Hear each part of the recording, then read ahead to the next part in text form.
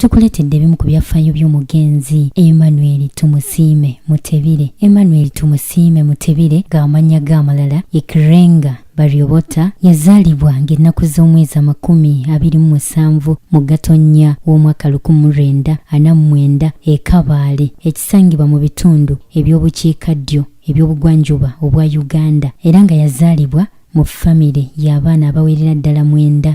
Okuva ku senior 1 okutuuka ku senior 4 eyo nno nga ye O-level yasomera Kigezi College School. Oluno bwe yayingira A-level okuva ku senior ey'okutaano okutuuka ku senior ey'omukaaga ne yegatta ku Makerere College School. Mu mwaka ogw'olukumi Emmanuel Tumusiime Mutebire yegatta ku ssettendekero wa Makerere okusoma ebyenfuna era bw'atyo n'alondebwa okukulira abayizi ku ssettendekero no wa Makerere oba muyite Guild President. Emmanuel Tumusiime Mutebire Kirenga Baryobota era ajjukirwa nnyo okuwakanya ne ssekuwakanya ekikolwa kye yali President mu budde obwo Idi Amin Dada eky'okufumula abayindi kuno mu mwaka ogw'olukumi era nga kino nno kyamuviirako n'okudduka mu ggwanga lino n'awaŋŋangukira mu ggwanga erya Bungereza wabula nga bwe yatuuka eno yeeyongera mu maaso n'emisomo gye. Emmanuel Tumusiime Mutebire era yasomesaako mu ssettendekero wa Dar es Salaam ekisangibwa mu ggwanga erya Tanzania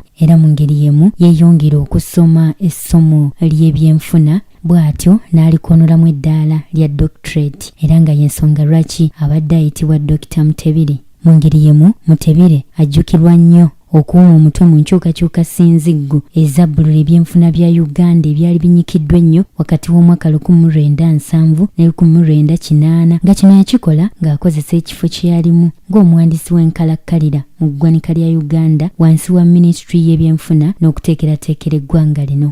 Tumusiime Mutebire era yakolako ng'eyeebuzibwako eri banka y'ensi yonna era ne mu gavumenti z'amawanga okuli Rwanda, Kenya, Tanzania, Eritrea nga nno kw'otadde n'amalala mangi. Emmanuel Tumusiime Mutebire abadde mwami mufumbo eri omukyala Betty Amoti Mutebire era nga n'abamu ku baana baboogerwako mu byafaayo ye Duncan Tumusiime Mutebire gye buvuddeko yaddusibwa mu Aga Khan Hospital e Nairobi mu Kenya oluvannyuma lw'ekirwadde ekigambibwa nti kibadde kyekuusa ku ssukaali okumutawaanya ebbanga eppanvu. Omukenkufu Dr. Emmanuel Tumusiime Mutebire Kirenga Baryobota abadde gavana wa banka enkulu eya Uganda era nga yatuula mu kifo kino okuva mu mwaka 2001 okutuusa olunaku olw'eggulo lwe yassizza omukka ogw'enkomerero. Wafiiridde abadde atemera mu gy'obukulu 73 era nga yafudde ku ssaawa 11 ku makya ag'olunaku lw'eggulo. Twebaza nnyo Mukama olw'ebyo byakoledde eggwanga era tusaba Mukama omwoyo gw'omugenzi aguwe ekiwummulo eky'emirembe. Nze